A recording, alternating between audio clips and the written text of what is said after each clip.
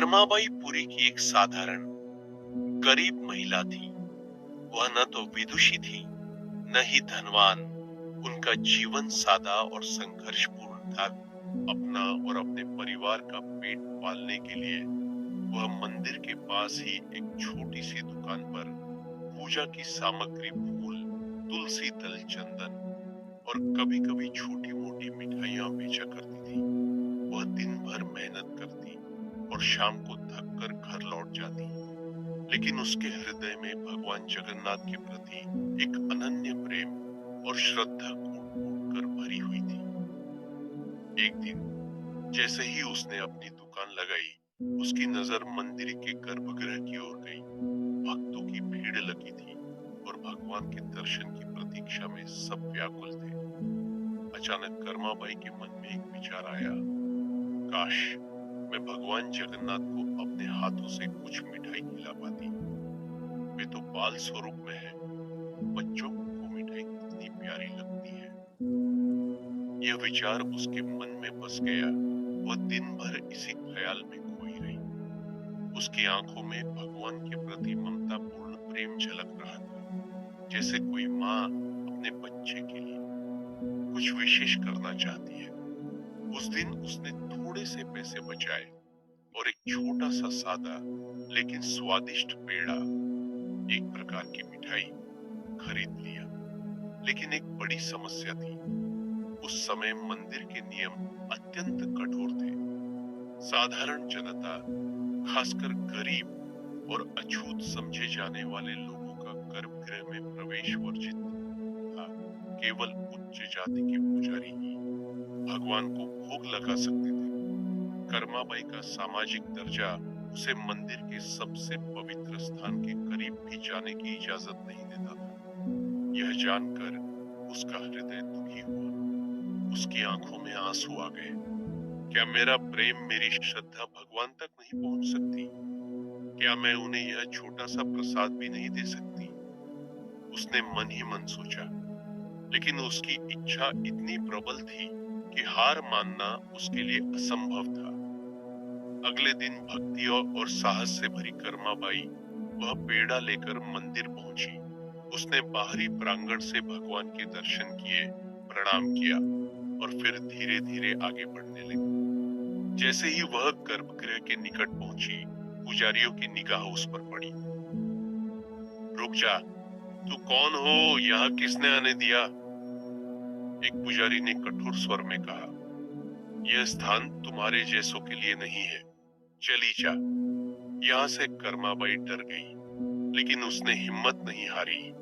उसने विनम्रता से हाथ जोड़े, महाराज, मैं केवल भगवान को ये मिठाई भेंट करना चाहती हूँ, बस एक बार। असंभव, दूसरे पुजारी ने कड़क कर कहा, तुम्हारा स्पर्श भी अपवित्र कर देगा। भागो यहाँ से। कर्माबाई को बेदर्दी से धक्का देकर बाहर निकाल दिया गया। उसका हृदय टूट गया था। वह रोती हुई मंदिर की एक दीवार के पास बैठ गई। उसकी आंखों से आंसुओं की धारा बह रही थी। उसने अपनी मिठाई भी वहीं एक कोने में रख दी, मानो निराश होकर। उसी रात जब मंदिर के सारे कपाट बंद हो गए और पुजारी चले गए, तब एक अद्भुत घटना घटी। मुख्य पुजारी को एक स्वप्न आया। भगवान जगन्नाथ स्वयं उनके सपने में प्रकट हुए और उनकी आवाज में असंतोष और व्याकुलता थे। मेरी प्रिय भक्त कर्माबाई ने आज मुझे मिठाई भेंट करनी चाहिए थी। तुम लोगों ने उसे रोक दिया। मुझे उसकी भेंट चाहिए। उसका प्रेम मेरे हृदय को छू गया है। कल सुबह सबसे पहले उसे ही मेरे पास लाओ। उसके द्वारा लाई गई मिठाई मुझे अर्पित करो। पुजारी सपने से चौंक कर उठ बैठा। भगवान का सपना इतना स्पष्ट और प्रभावशाली था कि उसे विश्वास हो गया कि यह कोई साधारण स्वप्न नहीं है। उसकी आत्मा कांप उठी। क्या वे सच में भगवान की इच्छा के विरुद्ध खड़े हो गए थे? क्या उनकी कठोरता ने एक सच्ची भक्त की भावनाओं को ठेस पहुंचाई थी? अगली सुबह पुजारी बेचैनी से मंदिर पहुंचे। सबसे पहले उन्होंने कर्माबाई को ढूंढना शुरू किया। वह अपनी दुकान पर उदास बैठी थी। पुजारियों को देखकर वह और भी सहम गई। सोचा कि फिर डांट पड़ेगी, लेकिन आश्चर्य मुख्य पुजारी उसके पास आया, उसके चरण छुए और गदगद स्वर में बोला, माता क्षमा करें हमें, भगवान ने हमें स्वप्न में दर्शन दिए हैं। उन्होंने आपके द्वारा लाई गई मिठाई की मांग की है। कृपया वह मिठाई हमें दे। आप ही आज प्रथम दर्शन करेंगी और आपके हाथों से ही भगवान को भोग लगेगा। कर्माबाई की आंखें फिर से भर आईं, लेकिन अब वे आंसू प्रेम और विजय के थे। उसने भगवान का नाम लिया और उस पेड़े को पुजारी के हाथ में दे दिया, जो वह रात भर उसी कोने में रखा था। पूरे विधि विधान से पुजारियों ने कर्माबाई को गर्भगृह में ले गया। उस दिन मंदिर के पट सबसे पहले उसी साधारण महिला के लिए खोले गए। कर्माबाई ने भगवान जगन्नाथ के दर्शन किए और अपने हाथों से वह पेड़ा उन्हें अर्पित किया। कहा जाता है कि उस पल भगवान की मूर्ति पर एक अलौकिक प्रकाश फैल गया, मानो वे अपनी भक्त की निष्काम भक्ति से प्रसन्न हो गए हों। निष्कर्ष, कर्माबाई और भगवान जगन्नाथ की यह कहानी केवल एक चमत्कारिक घटना नहीं, यह भक्ति के शाश्वत सत्य की कथा है।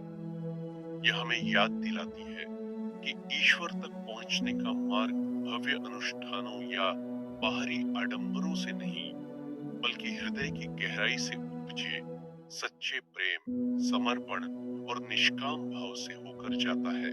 कर्माबाई की सरलता, उसकी दृढ़ इच्छा शक्ति और उसके प्रेम ने न केवल पुजारियों के हृदय बदले, बल्कि सदियों तक आने वाले भक्तों के लिए यह सिद्ध कर दिया कि भगवान के लिए कोई दूर नहीं होता, बस भावना शुद्ध होनी चाहिए। आज भी जगन्नाथ मंदिर में कर्माबाई की याद में एक विशेष स्थान है, जो इस अनूठी प्रेम गाथा को जीवंत रखे हुए है। भगवान और उनकी सच्ची भक्त की वह कहानी, जहां प्रेम ने सभी बंधनों को तोड़ दिया